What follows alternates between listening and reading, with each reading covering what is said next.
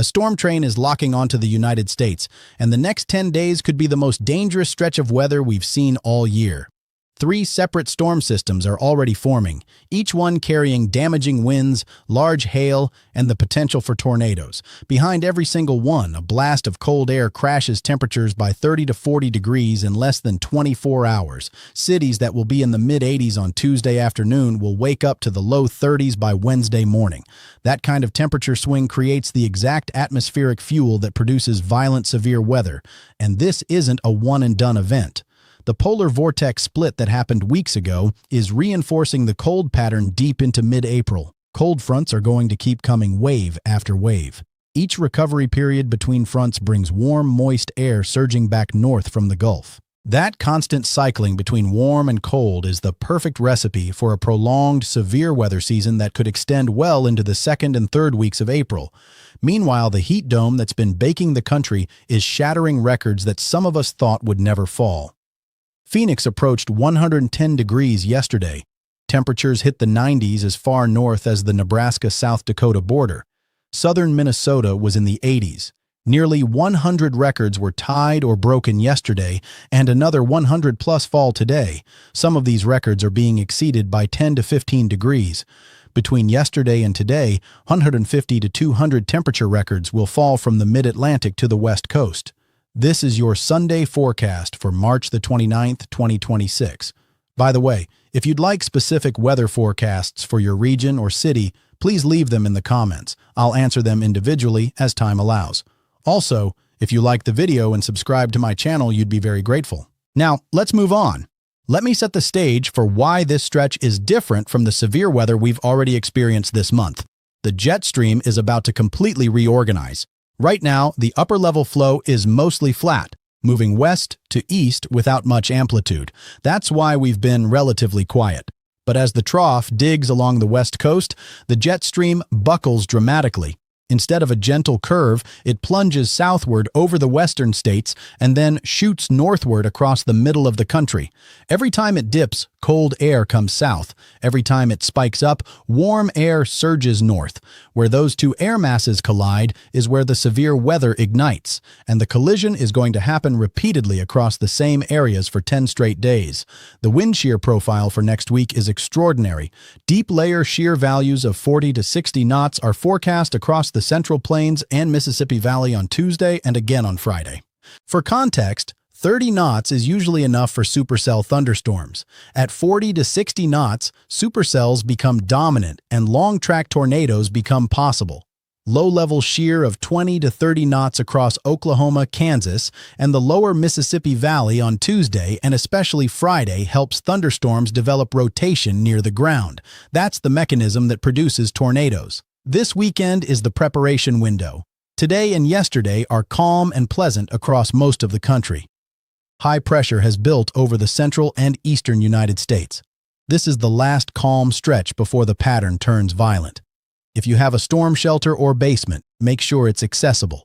Fresh batteries in the weather radio, flashlights charged, a plan for where you and your family shelter if a tornado warning is issued. Now, let me walk through each storm system with timing and city-by-city detail. Storm 1 hits Monday night through Tuesday. A low-pressure system organizes over the Dakotas Sunday evening and deepens Monday as it tracks toward the Great Lakes. The sneaky part happens Monday evening. If you live in Wisconsin, Minnesota, Iowa, or Illinois, there's a severe weather threat developing late Monday that most people won't be expecting. The wind shear will be strong enough and there's just enough moisture pulled this far north to support large hail and possibly an isolated tornado.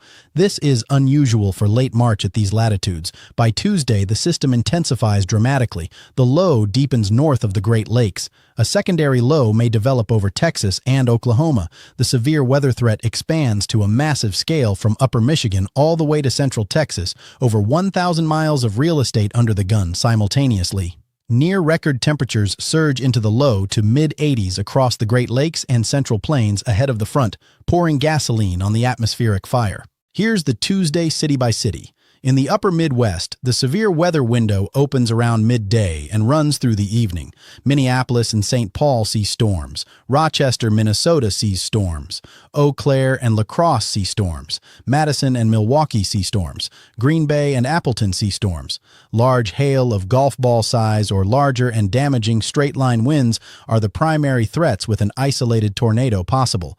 In the Great Lakes, Chicago sees the severe threat Tuesday afternoon into evening. Detroit sees storms. Cleveland sees storms. Grand Rapids and Lansing see storms. Ann Arbor and Toledo see storms. Fort Wayne and South Bend see storms. A line of severe thunderstorms with damaging winds sweeps through the region. Behind the front, temperatures crash into the 20s and 30s by Wednesday morning. In the Ohio Valley, Indianapolis sees storms Tuesday evening into overnight. Cincinnati sees storms. Columbus sees storms. Dayton sees storms. Louisville and Lexington see storms. Evansville sees storms. Charleston, West Virginia, sees storms. Scattered to numerous severe storms push through this region with damaging winds, hail, and a tornado threat that persists into the overnight hours. In the Central Plains, Kansas City sees storms. Topeka sees storms. Wichita sees storms. Des Moines sees storms. Omaha sees storms. Lincoln sees storms. Salina, Kansas sees storms. The most dramatic temperature swings hit this region. Temperatures surge into the 80s ahead of the front, then crash into the 40s behind it. In the Southern Plains, Dallas-Fort Worth sees storms Tuesday afternoon into evening. Oklahoma City sees storms. Tulsa sees storms. Wichita Falls sees storms. Austin and San Antonio see storm potential. Fort Smith and Little Rock see storms. If the secondary low develops over this region, isolated tornadoes join the wind and hail threat. The Deep South sees storms extending from the system. Memphis sees storms. Nashville sees storms. Birmingham and Huntsville see storms. Jackson, Mississippi sees storms. Atlanta sees storm potential. Montgomery and Tuscaloosa see storms. Storm 2 is the Wednesday-Thursday transition. Wednesday, April 1st, the first cold front crashes across the East Coast. Two distinct threat zones develop. The first runs from Maryland through New Jersey and into the Carolinas. Washington, D.C. sees storms. Baltimore sees storms. Philadelphia sees storms. Wilmington, Delaware sees storms. Raleigh and Charlotte see storms. Columbia, South Carolina sees storms. The second threat zone stretches across the Deep South from Mississippi through Alabama into Georgia. Jackson sees storms. Birmingham sees storms. Atlanta sees storms. Montgomery sees storms. Chattanooga and Knoxville see storms. Behind the front, temperatures crash across the Midwest and Ohio Valley. Frost and freeze conditions are likely overnight Wednesday into Thursday across the northern half of the country. Springfield, Illinois was in the 80s just days earlier and will be near freezing. Thursday is the reload day. Moisture from the Gulf makes a hard push back northward. Dew points surge from the 40s and 50s back into the 60s across the southern plains. This is the atmosphere reloading for the most dangerous storm of the entire stretch. Oklahoma, Arkansas, northern Texas, and Louisiana could see thunderstorms developing Thursday afternoon as the next trough approaches. Kansas City sees storm potential. Tulsa sees storms. Oklahoma City sees storms. Dallas-Fort Worth sees storms. Little Rock sees storms. Shreveport sees storms. Storm 3 is the Friday-Saturday Good Friday storm, and it could be the most significant event of the entire stretch. The trough digs deeper than the first system. The jet stream winds at 18,000 feet are screaming. The moisture return from the Gulf is more robust. This is a textbook setup for significant severe weather. Friday afternoon, the severe weather window opens across the Central Plains. Kansas, Oklahoma, and northern Texas see storms initiating around 2 to 3 p.m. Central Time as surface heating peaks. By late afternoon and evening, the threat shifts eastward into Missouri, Arkansas, the Ozarks, and the Mississippi Valley. This is typically when storms become most organized and the tornado threat peaks. The Ozarks are particularly vulnerable to flash flooding because of steep terrain, narrow valleys, and creeks that rise rapidly. Fort Smith, Fayetteville, Bentonville, and Springfield, Missouri are directly in the path. Friday night is the most dangerous window. The severe weather extends into the lower Mississippi Valley, affecting Louisiana, Mississippi, Alabama, and western Tennessee. Overnight tornadoes are 2.5 times more deadly than daytime tornadoes because people are asleep. Jackson, Mississippi is in the threat zone. Hattiesburg sees storms. Tupelo sees storms. Meridian sees storms. Memphis sees storms extending from the system. Nashville sees late-night storms. Huntsville and Florence, Alabama see overnight storms. The Tennessee Valley from Huntsville through Chattanooga has a well-documented history of significant early April severe weather events, and the terrain features can enhance tornado intensity. Saturday continues the severe weather as the system pushes east. The details are uncertain at this range, but the pattern supports continuing storms through the weekend and potentially into the following week. The flooding threat with the Good Friday storm is extreme. The Weather Prediction Center has already issued outlooks showing 2 to 4 inches of rain across a wide area from Oklahoma through Arkansas, Missouri, Illinois, Indiana, and Ohio. In the bullseye zone, parts of Oklahoma, northern Arkansas, Missouri, central and southern Illinois, Indiana, and Ohio could see 5 to 8 inches. That kind of rainfall causes serious flooding. Rivers and streams will rise rapidly. The ground in many areas is already saturated. The Ohio River, the Mississippi River, the Arkansas River, and their tributaries are all at risk for river flooding heading into the second week of April. The cold blasts behind each storm are significant. After the Tuesday system, temperatures drop behind the front with overnight lows dipping below freezing as far south as central Missouri and central Illinois by Wednesday night into Thursday morning. The second cold front arrives Thursday night into Friday with temperatures 15 to 20 degrees below average across the Central Plains and Midwest.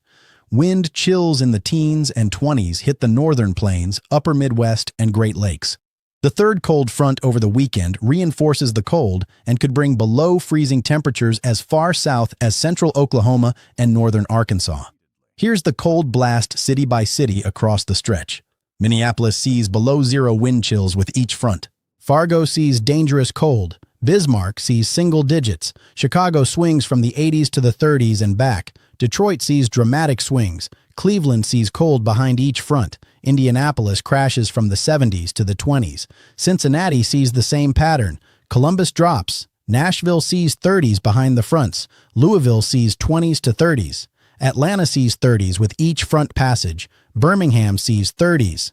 Charlotte sees 30s to 40s. Raleigh sees 30s to 40s. Washington, D.C. sees 30s behind the fronts. Philadelphia sees 20s to 30s. New York City sees 30s to 40s. Boston sees 30s to 40s. The freezing line pushes south with each successive front.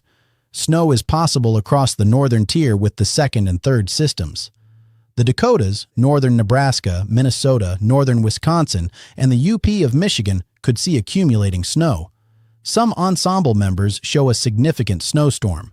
The signal is there even if the exact amounts need refinement. Frost and freeze warnings will be widespread after each front, threatening early planted crops, budding fruit trees, and sensitive vegetation across the Midwest and Ohio Valley. Fire weather is elevated between storm systems. The air behind the cold fronts is very dry. Combined with gusty winds of 30 to 40 miles per hour, fire conditions are dangerous across the southern plains and parts of the southeast where the drought has intensified. Georgia and South Carolina have critical fire risk already flagged. The western sandhills of Nebraska and the eastern slopes of the Wind River Mountains in Wyoming remain high-risk fire zones. Red flag warnings will continue to be posted. The drought situation across Florida, the desert Southwest, and the southern plains continues to worsen. The ridge pattern keeps the best rain chances north of Florida. South and central Florida are going to remain dry. The fire situation in Florida isn't improving. California is also drying out under the ridge. The western mountains have been running below average on snowpack, so any mountain snow from the troughs passing over the Rockies is welcome for water supply. For the Pacific Northwest, Seattle, Portland, and the coast, see showers and mountain snow with each trough passage but nothing severe. The Cascades see additional accumulation. Northern California could see some precipitation. The desert southwest from Phoenix through Tucson, Las Vegas, and Palm Springs stays warm and dry, with the ridge weakening slightly and bringing temperatures down from the extreme 110-degree range into the more manageable 70s and 80s. The polar vortex split is the underlying driver of the entire pattern, and the Arctic oscillation data shows the cold injections persisting through at least mid-April. The Euro ensemble model shows the troughing pattern holding strong through the first full week of April with high confidence. And there are signals that the trough could deepen further into the second week, potentially producing storms even stronger than the first batch. When the European, American, and Canadian models all agree on a pattern 7 to 10 days in advance, you pay attention. March 2026 has already produced the blizzard of 2026, multiple tornado outbreaks with fatalities, a bomb cyclone with 3 feet of snow and 40 below wind chills, record-shattering heat approaching 110 degrees in mid-March, historic fire weather, and devastating flooding. April is setting up to be equally intense. The storm train is loaded, the pattern is locked in, and for the next 10 days, the atmosphere across the central and eastern United States is going to be relentless. Prepare this weekend while it's calm. Know your risk days. Have multiple ways to receive warnings, and take every watch and warning seriously. This is a marathon, not a sprint. See you in the next one.